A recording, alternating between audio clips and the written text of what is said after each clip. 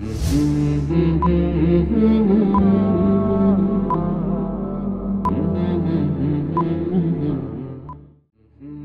East জোনের তৃতীয় regional leadership education session সম্পন্ন।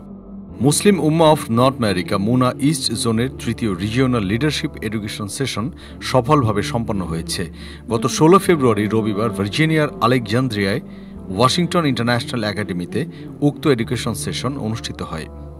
অনুষ্ঠানে সভাপতিত্ব করেন মুনা ইস্ট জোনের প্রেসিডেন্ট মাহমুদুল কাদির তফাদার এবং সঞ্চালক ছিলেন MUNA East zone secretary Humayun Kabir Chowdhury.